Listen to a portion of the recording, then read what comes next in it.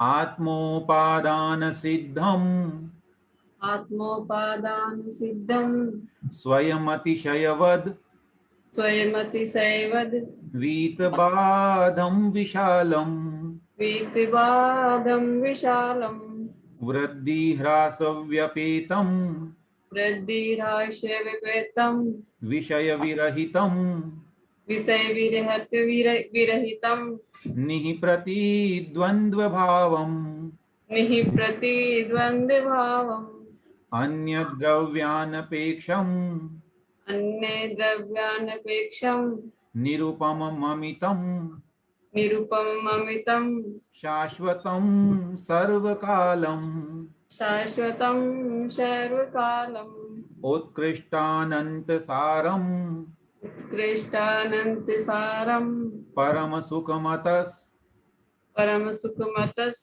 तस्य सिद्धस्य जातम्। तस्य सिद्धस्य जातम्। हाँ, बहुत बढ़िया उच्चारण, शुद्ध उच्चारण किया आपने। आइए हम सभी बोलेंगे।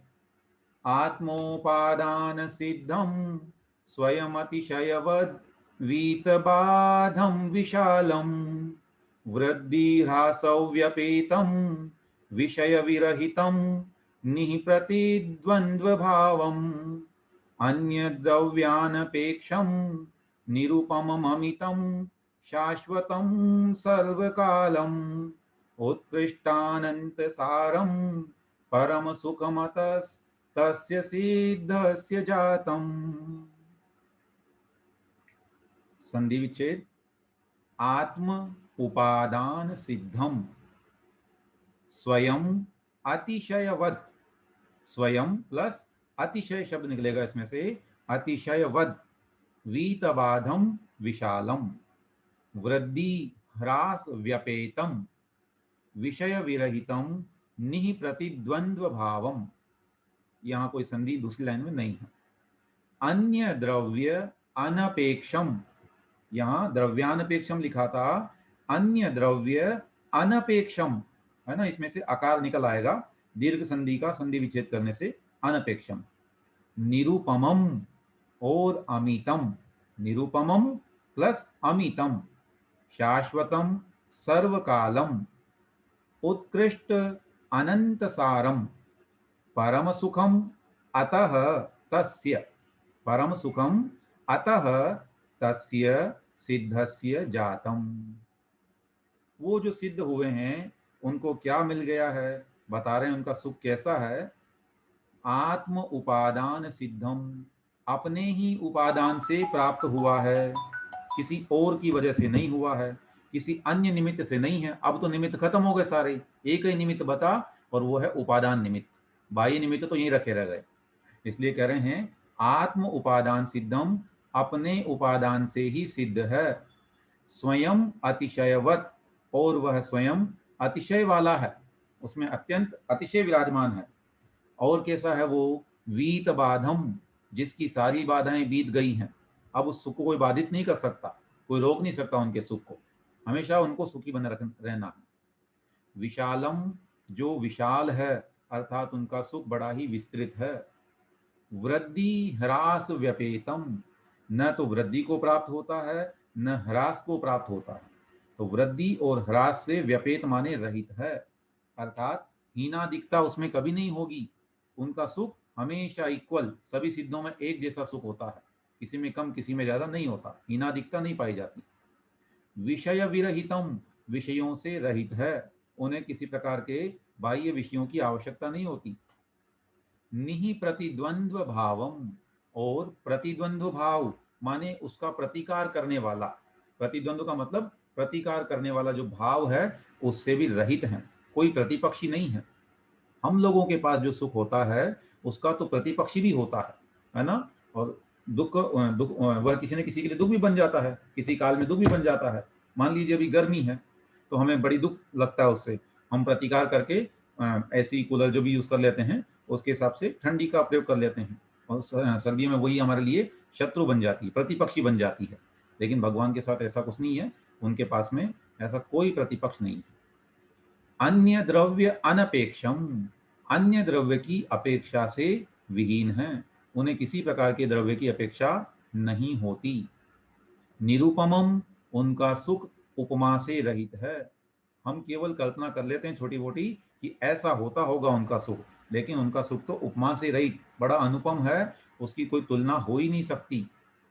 अमितम, अर्थात अमित है। अमित का मतलब है मित नहीं है ना, कम नहीं है, अनंत है। शाश्वतम, अर्थात हमेशा रहने वाला है, या शाश्वत माने निरंतर रहने वाला है। और सर्वकालम, अर्थात सर्वकाल में रहने वाला है, हमेशा, है ना। काले कल्प शतेपि, मतलब सैकड़ों कल्प काल बीत जाएं तब भी उनके सुख में कमी आने वाली नहीं है। उत्कृष्ट अनंत सारम, उत्कृष्ट और अनंत फल वाला है। अतः, इसीलिए, तस्य सिद्धस्य, उन सिद्धों के, परम सुखम जातम, उत्तम सुख, श्रेष्ठ सुख, द बेस्ट, जिससे ऊंचा कोई हो ही नहीं सकता, ऐसा सुख हो गया है ना। उन जीवों के ऐसा सुख होता है कि उससे परे कोई हो ही नहीं सकता। अतः उनके सुख को क्या कहा गया? परम सुख, है ना, परम सुख उनका हो गया। एक मिनट, ये स्क्रीन थोड़ी गड़बड़ होगी।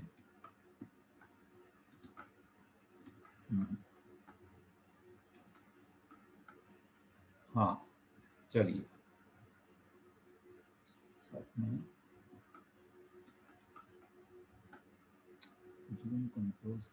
हाँ ठीक, ये हो गया 7वां काव्य।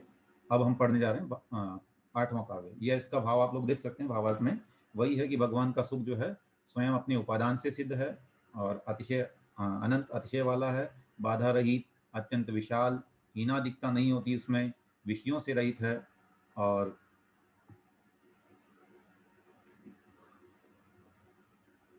विषयों से रहित पना हो गया है। उसके बाद में, अरे ये क्या हो रहा है इसमें,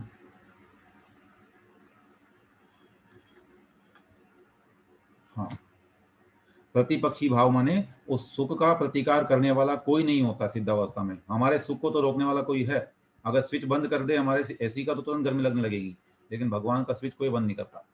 अन्य द्रव्य की अपेक्षा नहीं रखते हैं वे, स्वयं अपने द्रव्य से उनको सुख हो रहा है। हमें तो सुख जो चाहिए अगर, तो पुद्गल की अपेक्षा करनी पड़ती है, और भी अन्य द्रव्यों की हम सहायता लेते हैं, परंतु भगवान तो केवल अपने स्वद्रव्य माने आत्मा की अपेक्षा रखते हैं, अन्य किसी द्रव्य की उनको अपेक्षा नहीं है। उपमा रहित है, अर्थात उनके सुख को कोई तुलना नहीं कर सकते।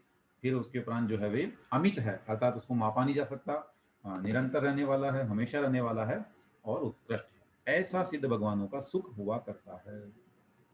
अस्तु, पद्य क्रमांक 8, और उच्चारण कर लेंगे इनमें से। मंजू जैन जी, आप अनम्यूट कर लीजिए।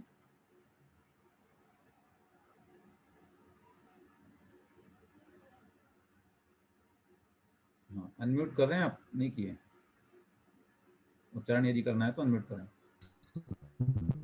ठीक। नार्थः क्षुत्रिविनाशात्, जय जिनेन्द्र भैया।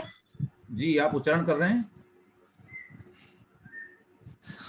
हम शुद्ध वृद्धि। नहीं, आवाज नहीं आ रही आपकी। राजेश भैया आप कर लीजिए प्लीज, अनम्यूट कर दे रहा हूं मैं।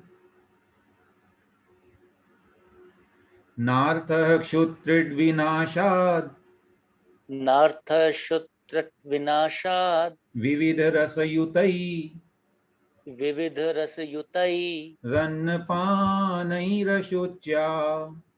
रन्नपानैरशुच्या नास्पृष्टैर्गन्धमाल्यैर्, नास्पृष्टेर्गन्धमाल्यै न हि मृदुशयनैर्, नर्हि मृदुशनयनी ग्लानिनिद्राद्यभावात्, ग्लानिनिद्राध्यभावात् आतङ्कार्तेरभावे, आतङ्कार्तेर्भावे तदुपशमनसद्, तदुपशमनसद् भेषजानर्थतावद्, भेषजानर्थतावत् दीपानर्थक्यवद्वा, दीपानर्थक्यवद्वा व्यपगततिमिरे, व्यपगततिमिरे दृश्यमाने समस्ते, दृश्यमाने समस्ते। बहुत बढ़िया, बोलते हैं। नार्तः क्षुत्रिड्विनाशाद् विविध रसयुतैरन्नपानैरशुच्या नास्पृष्टैर्गन्धमाल्यैर्न हि मृदुशयनैर्ग्लानिनिद्राद्यभावात् आतङ्कार्तेरभावे तदुपशमनसद् भेषजानर्थतावद् दीपानर्थक्यवद्वा व्यपगततिमिरे दृश्यमाने समस्ते। क्या कह रहे हैं आचार्य? सर्वप्रथम शब्दों का परिचय। न अर्थः क्षुत त्रिट विनाशात् विविध रसयुतैः, यहाँ विसर्ग संधि करने से र हो गया था विसर्ग को, अतः विविध रसयुतैः अन्नपानैः अशुच्या न अस्पृष्टेः गन्धमाल्यैः न हि मृदुशयनैः ग्लानि निद्रा आदि अभावात्। ग्लानि निद्रा आदि अभावात्।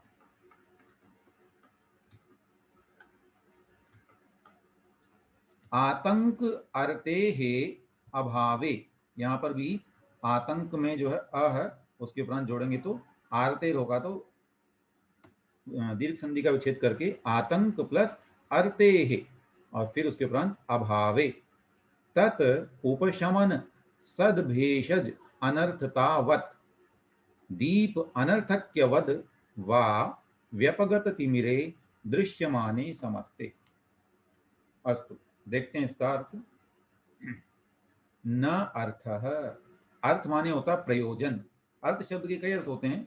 अर्थ का मतलब एक शब्दों का अर्थ होता है, अर्थ माने पैसा भी होता है ना, अर्थ माने प्रयोजन भी होता है। यहाँ हमको लेना प्रयोजन, और अर्थ माने पदार्थ भी होता है। अस्तु, तो न अर्थः माने जो प्रयोजन नहीं है, उन सिद्ध भगवानों को कोई प्रयोजन नहीं है। क्यों नहीं है सो बता रहे हैं, किससे नहीं है। क्षुत त्रिट विनाशात्, क्षुत माने भूख और त्रिट माने तृषा माने प्यास, तो भूख और प्यास के विनाश हो जाने से, अब जब भूख प्यास नहीं रह गई है उनको, तो विविध रसयुतै ही, अनेक प्रकार के रसों से संयुक्त, अन्न पानई ही, अन्न पान से, भोजन पानी से, अर्थः न, कोई प्रयोजन नहीं रह गया है। और अशुच्या माने जो अशुचि पदार्थ हैं, जितने भी अशुचि पदार्थ हैं उन पदार्थों से अस्पृष्टे है, स्पर्श नहीं करते हैं, क्योंकि भगवान की आत्मा कैसी हो गई है, स्पर्शन रहित हो गई है ना, उसमें कोई स्पर्श इत्यादि गुण नहीं पाए जाते हैं, ये सब पुद्गल के गुण हैं। अतः यहाँ कह रहे हैं कि अशुच्या माने जो भी अशुचि पदार्थ थे, जो पुद्गल इत्यादि थे, उनसे स्पष्ट नहीं होने से गंध माल्य ही, जो गंध की माला इत्यादि होती है, सुगंधित माला इत्यादि, जैसे कि दक्षिण भारत में प्रचलन है, स्त्रियां इत्यादि फूलों की माला बना करके और लगाती हैं जूड़े इत्यादि में, तो वो गंध माल्य का प्रयोग होता है। भगवान इत्यादि के भी श्रृंगार करते हैं लोग अन्य अन्य देवताओं के यहाँ, परंतु आचार्य महाराज कह रहे हैं कि उन सिद्धों को तो ऐसी गंधमाला इत्यादि से भी, सुगंधित पदार्थों से कोई प्रयोजन नहीं है। क्यों नहीं है? क्योंकि उनको जो है किसी से छूना नहीं है, तो उनके अंदर कोई दुर्गंध इत्यादि का काम ही नहीं है। अतः गंधमाल्य से कोई प्रयोजन नहीं है। और न ही मृदुशयन ही, मृदुशयन अर्थात कोमल शैया से भी उन्हें प्रयोजन नहीं है। क्यों? ग्लानि निद्रा आदि अभावात, उनके तो ग्लानि और निद्रा आदि का अभाव हो गया है। न तो भगवान कभी सोते हैं, न ही उन्हें किसी से घृणा होती है, ग्लानि होती है। ग्लानि का मतलब थकान भी होता है एक तरह से, तो वे कभी थकते भी नहीं हैं। अतः उनको किसी शैया की आवश्यकता नहीं है। जबकि जो अन्य मान्यताएं होती है उसमें कई लोग भगवान के लिए बिस्तर भी तैयार करते हैं, उनकी सेज सजाई जाती है फूलों इत्यादि से, अथवा उनके पहनाने के वस्त्र बनाए जाते हैं, गर्मी के अलग सर्दी के अलग। पर हमारे यहाँ कह रहे हैं भगवान को ये सब जरूरत ही नहीं पड़ती है। आतंक अर्थे है अभावे, अब उदाहरण दे रहे हैं, जैसे आतंक माने होता रोग, रोग की अर्ति माने पीड़ा, तो रोग की पीड़ा के अभाव में, मान लो किसी व्यक्ति को कोई रोग था, अब वो रोग जब रहा ही नहीं, तो तत् उपशमन, उस रोग को शमन करने के लिए सद्भेषज, अच्छी औषधि, उत्तम औषधि की अनर्थतावत, अनर्थक्य के समान, मतलब जैसे रोग के मिट जाने पर अब कितनी भी अच्छी औषधि हो, कोई इसे स्वीकार करता है क्या? नहीं करता, वो औषधि बेकार उसके लिए, उसका कोई प्रयोजन नहीं रह गया है उस औषधि का। ऐसे ही भगवान को भी कोई प्रयोजन नहीं रहता। और उदाहरण दे रहे हैं, वा माने अथवा, व्यापगत तिमिरे, जब अंधकार चला जाए और समस्ते दृश्य माने, समस्त पदार्थ दिखाई देने लगे, तो दीप अनर्थक्यवत, दीपक की अनर्थता के समान। जैसे होता है ना, कभी घर में लाइट चली जाए तो हम दिया जलाते हैं, मोमबत्ती या जो भी टॉर्च इत्यादि जलाते हैं, और जैसे ही अगर लाइट आती है तो हम उसको बुझा देते हैं, उसका कोई प्रयोजन नहीं रह जाता है। ऐसे ही भगवान में ऐसी दिव्य दृष्टि आ गई है कि अब उन्हें किसी पदार्थों की आवश्यकता नहीं रह गई है। उसी तरह से ये कारण बताएं कि इन कारणों के नष्ट हो जाने से अब उनको कोई प्रयोजन नहीं रह गया है। तो अर्थ बना कि जिस प्रकार रोग की पीड़ा मिट जाने पर उसे मिटाने वाली उत्तम औषधि का ग्रहण व्यर्थ है, अथवा जिस प्रकार अंधकार मिट जाने पर जब सब पदार्थ दिखाई देने लगते हैं तो दीपक का प्रयोग व्यर्थ है, उसी प्रकार उन सिद्ध भगवान के भूख प्यास का नाश हो जाने से अनेक प्रकार के रसयुक्त भोजन पानी से कोई प्रयोजन नहीं रहता। अन्य लोग तो 56 प्रकार के भोग लगाते हैं, पर हमारे यहाँ कह रहे हैं भगवान को भूख ही नहीं लगती तो भोजन क्यों चढ़ाना। अशुचि पुद्गल आदि से स्पर्श नहीं होने के कारण सुगंधित पुष्पमाला से भी कोई प्रयोजन नहीं रहता है ना, कोई फूल फूल इत्यादि उनको नहीं चाहिए होते हैं। ग्लानि और निद्रा का अभाव होने से कोई कोमल शैया भी उनके लिए कार्यकारी नहीं रहती है। ऐसे होते हैं हमारे सिद्ध भगवान। अतः इस तरह से सिद्ध भगवान की हमने यहाँ पर स्तुति की है। और आज 8 काव्य हमारे हो जा रहे हैं, 2 और इसके शेष रहेंगे, सो कल हम पूरा कर लेंगे। अस्तु। अब आपकी कोई जिज्ञासाएं हो इससे संबंधित तो उसके लिए मैं आपको अलाउ कर रहा हूँ। मीटिंग कंट्रोल्स क्यों हो रहा है? हाँ,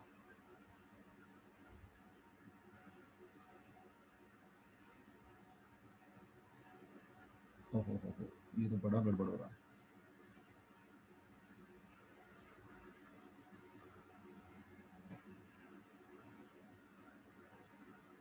हाँ, प्रश्न है व्यपगत। व्यपगत का मतलब चला जाना, नष्ट हो जाना, है ना। तो व्यपगत तिमिर माने अंधकार मिट गया है जिसका, उसे कहते हैं व्यपगत तिमिर। हाँ, मैं स्क्रीन बना दूं वापस थोड़ा सा, फिर हम प्रश्न करते हैं आपको। हाँ, ये बन गई स्क्रीन। 7वां पे है ना, 7 8, ठीक।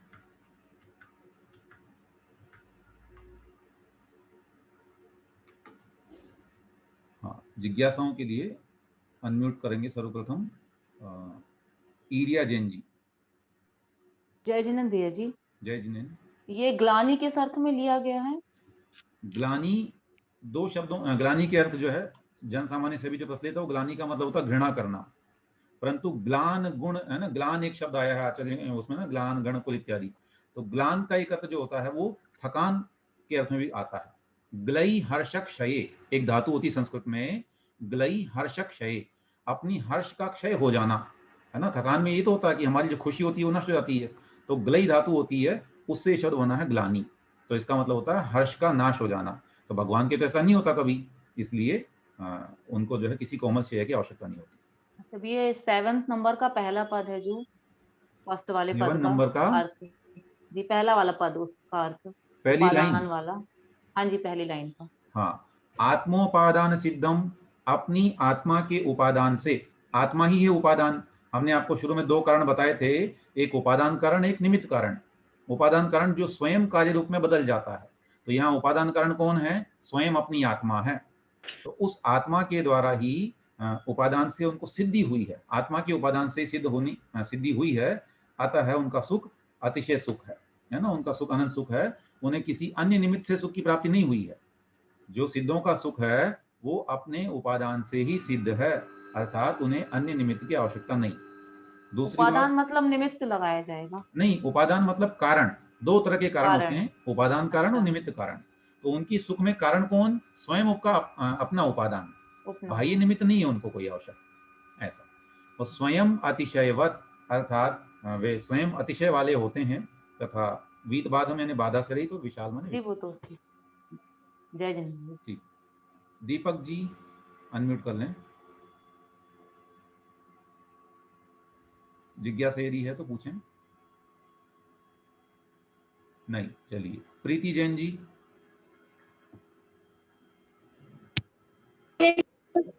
हाँ भैया जय जिनेन्द्र। जय जिनेन्द्र, जल्दी बोलिए।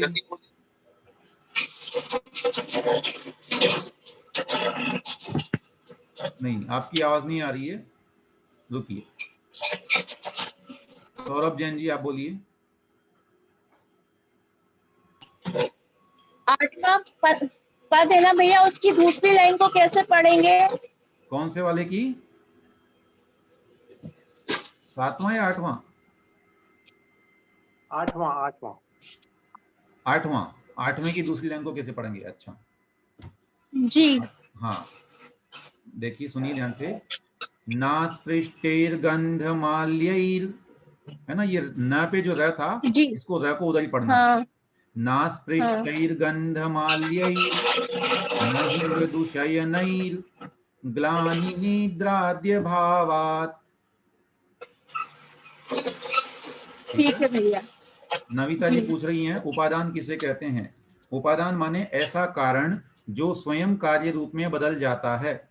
उदाहरण दिया था हमने, सोने के कंगन बनाए आपने, तो सोना जो है वो उपादान कारण है, और उसके अलावा कुम्हार सुनार, उसके जो भी औजार इत्यादि हैं, कसौटी इत्यादि, वे सब निमित्त कारण है, क्योंकि बाकी जो कारण थे वो कार्य रूप में नहीं बदले, लेकिन सोना जो है स्वयं कारण रूप में बदल गया, तो वो उपादान है।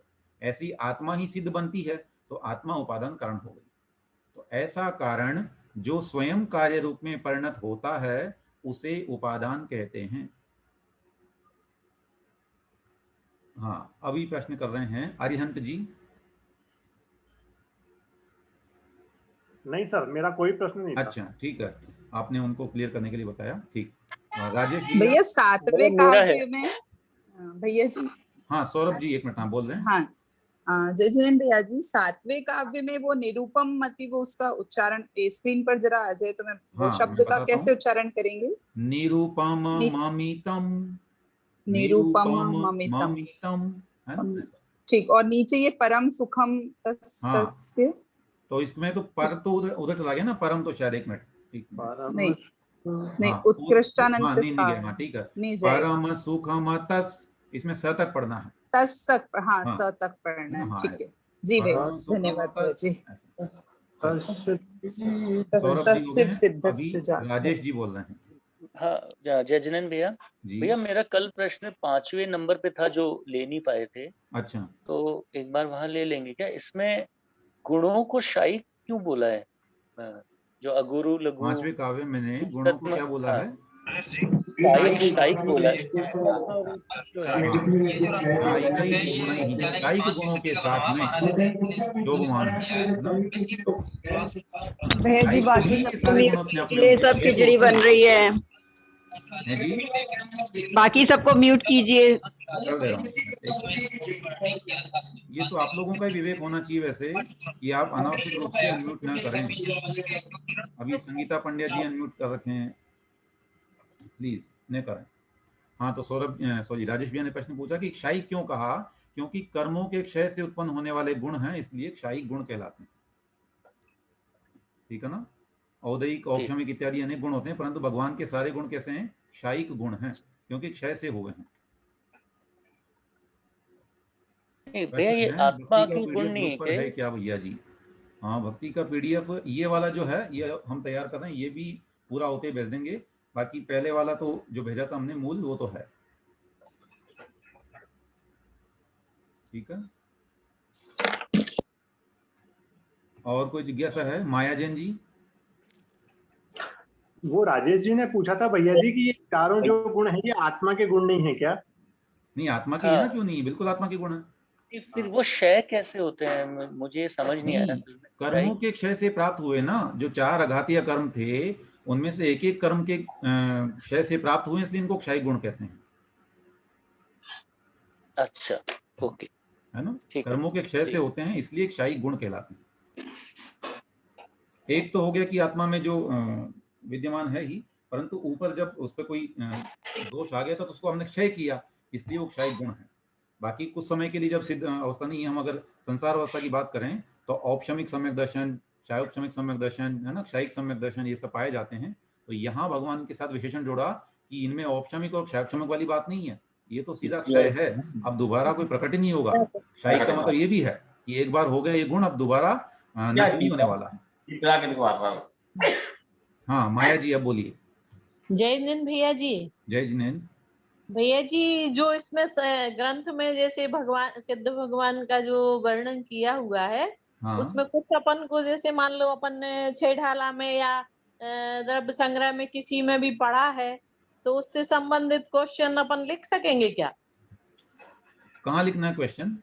जैसे मान लो एग्जाम हुआ अपना, एग्जाम के टाइम हाँ हाँ ये क्लास हमने ज्यादा अटेंड नहीं की और हमें एकदम से नहीं समझ में आया, तो अपन वो लिखेंगे तो क्या चलेगा? अब वो तो प्रश्न का उत्तर देखिए ग्रंथ के आधार पर देना चाहिए, और हाँ। अगर मल्टीपल चॉइस वाला प्रश्न हुआ तब तो आपको ऑप्शन नहीं बचेगा ना उसमें देने का, तो आपको इसी के आधार से देना पड़ेगा उसमें। ये जो पद्मनंदी अभी आप पढ़ा रहे हैं, तो ये सिद्ध भक्ति तो हमने अभी शास्त्र उठाया, लेकिन हमें तो मिला ही नहीं, वो कहाँ है?